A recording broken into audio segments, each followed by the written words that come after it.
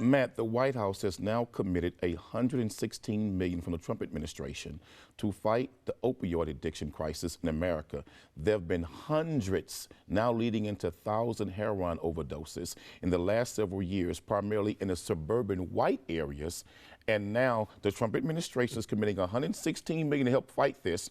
My question to you and others is, where was the government? I knew this was Where was the government when tens of thousands of black people were being destroyed by the crack cocaine epidemic in America? Where was the government putting resources to build rehab facilities when crack cocaine was destroying the black community? They didn't build rehabs for us. They built prisons for us. But now the white folks are dying from heroin overdoses. Here comes the rehab. They gave us a program called City Under Siege and Cops, but yet white folk get intervention programs. Why don't we ever look at it? It is a joke. Why don't we look at issues for what they truly are? You're right. I mean, drug addiction is increasing in this country because it's easier to get drugs. More drugs are being brought across the border. That's why we need to solidify our border. That's why we need to build walls. That's why we need to stop people from crossing the border into the United States illegally. That's what we need to do. What you like to do, Quanell, is you like to bring it and turn it into a race issue. Matt, where was this border compassion when crack cocaine exploded in black America,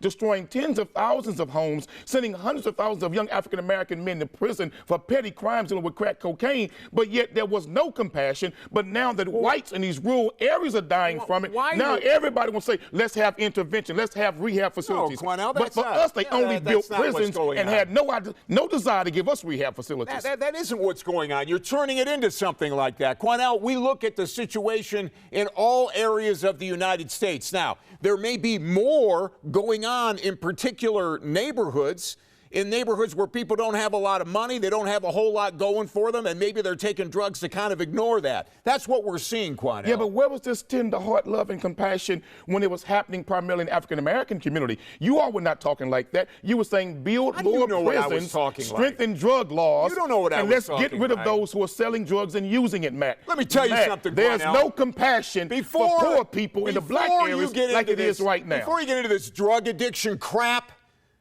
I used to be on drugs, and I haven't been for decades. So don't sit here and look at me and tell me people don't understand drugs. Okay, Quanell? But when you were on it, there was a whole lot of help for you. But when young black men... No, there wasn't a whole lot of help for me. No help for us. So don't give me any of your crap about something you don't understand. The White House didn't give us one damn penny to help fight the crack cocaine problem in the black community. But yet, when white folks start down in rural areas... money now we got to fight crack cocaine. That ain't going to fight it. It's the understanding that you should never start to begin with. Yeah, but where was this understanding for us when it was destroying our community? Quanell, what do you mean, where was the understanding for you? You know why? Because the understanding is there. You don't take crack, because Quanell. you don't recognize when the victims don't look like you. Oh, brother.